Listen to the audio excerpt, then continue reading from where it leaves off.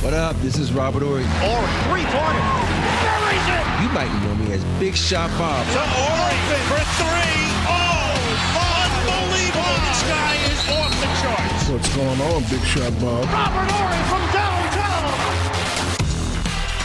Happy Valentine's Day. It is the Big Shot Bob podcast. We do our shoot-around on Fridays. Extra topics, stuff we didn't get to on the Tuesday show. If you ever have one for us, we're at Big Shot Bob Pod. Twitter and X and Instagram and the Facebook and all that stuff. And we do have a few things to get to today, including we will talk a little bit about Valentine's Day in a minute. But I wanted to pick your guys' brains because we didn't talk about this on Tuesday. We probably should have. Joel Embiid, story broke this week. Joel Embiid thinks he may need another knee surgery now. If he does undergo this surgery, he's going to miss even more time. He's got 2 guaranteed years left on this deal. He's going to make $59 million. He's got $64 million, and then he's got a player option for $69 million. If he continues down this road where he ain't playing half the games, what the hell does Philly do with him? Do they just have to eat these next few years of his contract, or do they try to do something, anything with him? Man, what can you do? That's a tough one right there. You invested all this money in this guy, and his body keeps breaking down. I think he did himself a disservice by even playing in the Olympics. And then you come back, you can't play. When you have injuries, rest is the best thing for you. Why are you going to go play in the Olympics? I know it's a golden opportunity for you, but you shouldn't. The Olympic committee shouldn't even let him play. They should have done like they did Kawhi. Kicked him off the team.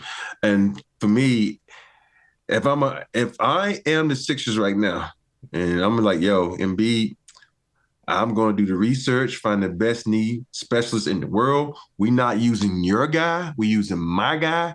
We're going to sit down together and do this, and we're going to shut you down for the rest of the season because I'm going to give you one more shot next season to be healthy. If you're not, got to wash my hands of you, man. Just chalk it up to, that's being one of those times where your player just wasn't able to stay healthy. Who eats that contract then? The Sixers got to eat it. They have no choice, right? Because even if you move him and the money works and the player for player works and all that stuff, I still don't see a team being okay with just eating that kind of money and him not playing. Yeah. That's a really tough situation for the Sixers. I don't know what the hell he's doing, man. Like he's got to make a decision on this knee one way or another and just ride it and hopefully stay healthy. Question from Andy. Rob, are you guys all sleeping on the Trailblazers? Yes, they lost to the Timberwolves this past weekend, but they've had a nice run. They won 10 of their previous 11 games. Why no love for Portland? This was from Andy. And I immediately put a note on here. For what it's worth, they're 23-30. They're number 13 seed in the West. Granted, this is only like 3 games, but they got a long way to go. Portland, a long way to go. Yeah. You know what? Portland is a good young team. They stand healthy. One of my really good friends, Chris Gerano, is a PT over there. He talks about how cohesive that team is, how much they love one another. And that's what I've heard. I've heard a lot of good things about the way that they play off each other and then with the way they get along. And they're still young. They still inexperienced. They still not talented enough. They got some talent to win some games, but they ain't have enough talent to play with the big dogs. So don't get me wrong. They're still young. They got some time. So in about 4 or 5 years, they'll be where the Rockets are right now. Even though the Rockets lost 8 or 6 games in a row for a minute, but it just takes time to develop when you're young. Yeah, Rockets are still, I think, 5 or 6 seed or something. They're right there. 5 seed. Yeah, they're right there. Yeah, but I'm saying that's who they remind me of is that position. Right. Which a couple years ago we were going, what the hell are the Rockets going to be? And now you're getting to sort of see where the Rockets are. Correct. Well, yeah, and that's just it too. I couldn't. God, as outside of DeAndre Ayton, I don't think I could name a player on Portland's roster. Scoop. Oh yeah, it was Scoop. Yeah, I forgot about Scoop. But just the way that they seem to be gelling, I hope that they have a bright future, man. Because I feel like after losing Dame and everything they went through, there are long-suffering Trailblazers fans that are like, please God, get us back on track. I want to ask you about Austin Reeves real quick. He dropped a career-high 45 the other night against the Pacers. And yet, I've heard you say multiple times on this show, you got to get the ball out of his hands. Now, was this a case of, okay, so you had limited LeBron. Obviously, you don't have AD. Luke wasn't there yet. So AR got an opportunity to be AR. He got to move the ball up, shoot. He was kind of wide open. And yet he goes out and he has that kind of a night, and you go, well, damn. So either is it he's not getting the repetition and he's not getting enough shots to have that kind of a game, or it just there was nobody else on the court, so therefore he got more time. I don't understand the conundrum here. It was a little bit of all of that came into play, because that game, people don't realize, Rui was hot that game. He had like 20 points in the first half, along with AR at 20 points. Everything was rolling for them just right. But if you look at what happened down the stretch, what's caused them to catch up is because AR had it in his hands way too much. He still thought he was hot. And that's the whole thing. You can have games like that where you say, oh, this is the guy. He didn't get people involved. He held the ball alive. He started getting his shot, and the Pacers came roaring back in that game. And so, don't get me wrong, I'm not shitting on AR. No. But that's why I want to understand the conundrum of he can have a night like that, yet we need to get the ball in his hand. But to me, to be successful, I know you say, people say, oh, you play with Kobe, you play with Shaq, you play with God.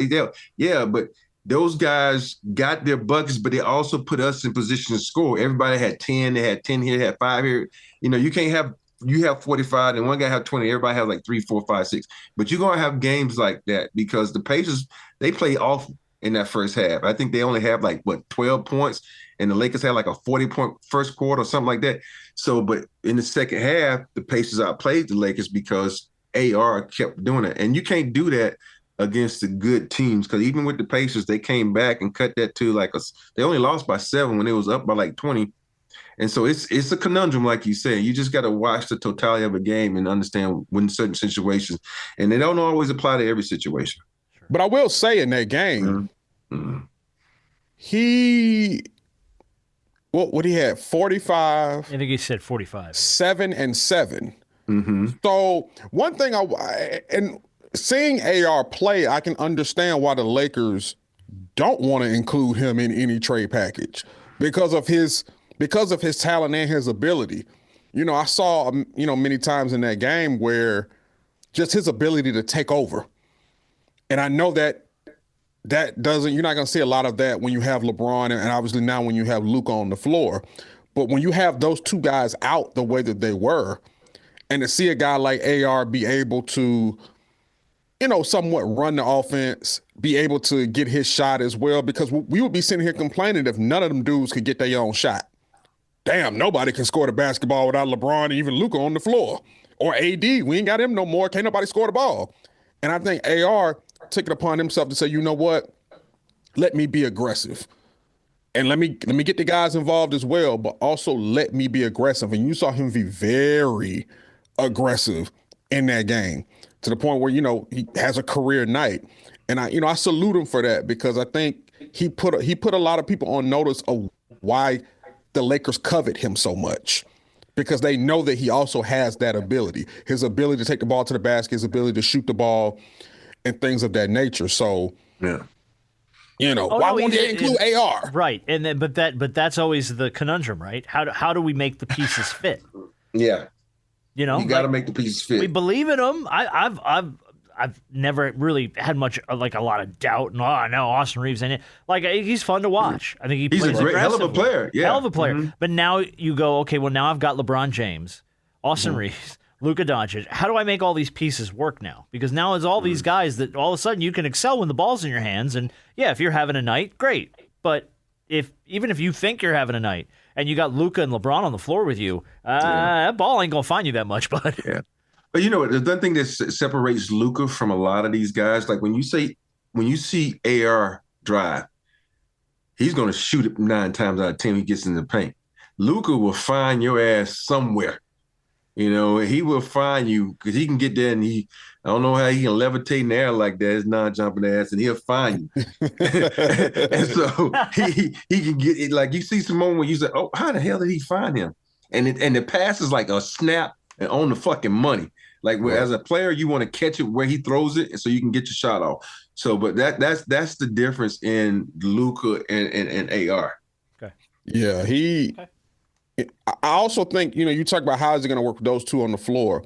I think you really want to see how much more it works with Luka, because obviously with LeBron, if he wants Luka to really be comfortable, I want to see how AR works with Luka, because they're going to be the ones that pretty much are going to be playing together longer from this point forward, into the future. Probably. So Yeah. it to have the under. And one thing I know about Luka, even though he takes threes that I don't understand why he takes them, you got to. Aren't we all like that? Because that's half Right. the league, man.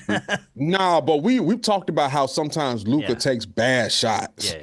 And I think what you have to surround him with, not only with a big man who can roll to the basket, but you got to put some shooters around him. And I think a guy like AR can, in his ability to knock down shots, depending on how long Dalton Connect is there, they don't put him in another trade, his ability to knock down shots. The Lakers are shooting well overall lately. That's one of the reasons they're on this streak. Because Gabe Vincent finally showed up. Yes. Yeah. His injured ass. He's been injured for almost damn 2 years. His injured ass. So finally, the Lakers are getting their money's worth. All right. We'll see if they can build that rhythm. Yeah. Rob, question from James. After seeing the story about the Wizards wanting to move Bradley Beal back for nostalgic purposes, it got me to thinking. Would you rather be the standout star on a team that isn't necessarily that good, or be relegated to the bench or a third or fourth option on a team that technically should be good? I'll be selfish. I want to get my buckets. Because it's a difference if you go into a team that's going to win. If you go into a team that's not winning, just trying to make the playoffs, you feel like you're wasting away. You want to feel like you being used. You want to feel like you still got it. To me, I'm going to a team and hope that I play good enough and people like me well enough that in the future some people want to come play on the same team with me. So you're like if you're Bradley Beal, the idea of going back to Washington and being the man again appeals to you more so than being in a situation where he is right now.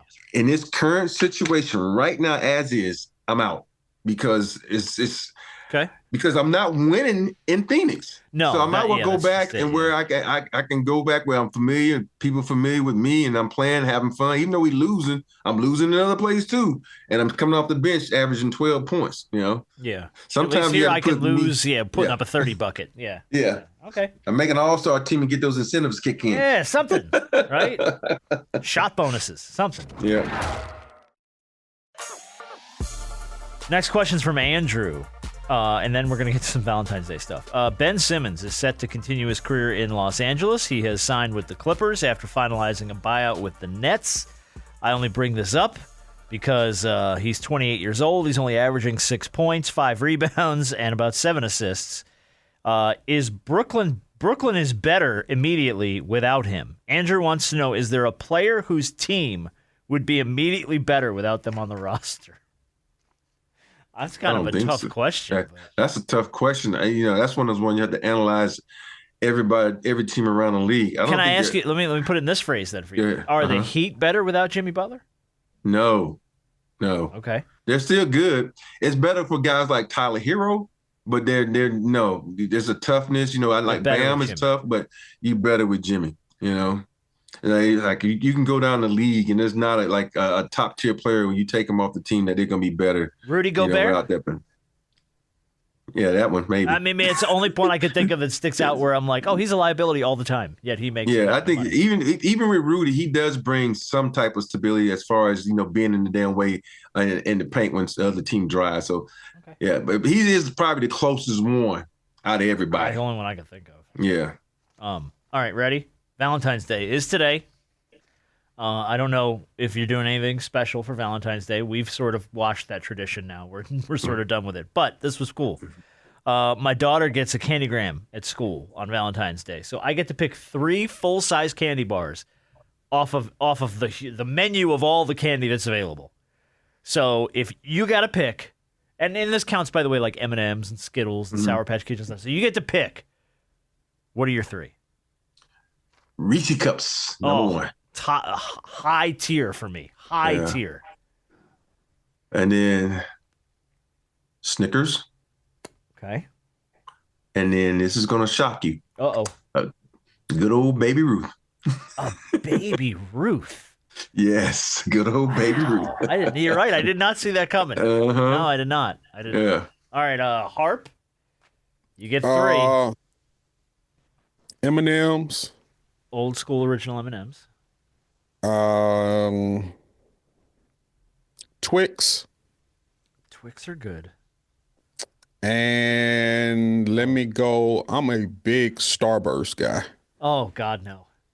You lost me. You lost me on Starburst. Rob didn't seem to agree with Twix, though. You don't like Twix? I ain't like none of them. You don't like Twix? I'm not a big Reese's Cup person. Oh, blasphemy! So now it's blasphemy. That's it. It's blasphemy, now. damn it! Hey, let me just say this. Give me a Blizzard with some Reese's Cups in it. Oh, dude, forget it. Forget it. No, You and I continue to be the same person. Yeah. I only do a Blizzard if it's like an Oreo Blizzard or it has M&Ms in it. Okay, dude, I'm not going to fight you on either of those. They're both. You know what? It's funny. I don't like the M&Ms when they start like bleeding, and it's like I don't. It tastes nasty. It gives up a. No, it don't either. I don't like it. I got I got. Rob that doesn't like an M&M bleed. Yeah. It's chocolate. What are you talking about? No, you know the how candy shell. The candy shell. Like if you put it in the ice cream and all of a sudden the red starts to bleed off it. It gives this different taste to me. It doesn't taste good to me. I don't know why. Don't get me wrong. I love some M&Ms, especially those the peanut M&Ms. Yeah, but. Yeah. Okay. I guess Rob is afraid of little food coloring from the M&Ms. Hey, look, it's an M&M from what I bleed. hear now, you should be too. Yeah, I heard about the red dye. Yes, I know. No, you don't want that shit. No. Yeah, you don't want that. You don't want that. No. I'm with. Give me an old school Reese's cup, 100%. I will take a Kit Kat, by the way. Oh, I like Kit Kats too. I will take a Kit Kat. I like them. And then I will take because I am boring. I will take a plain ass Hershey chocolate bar.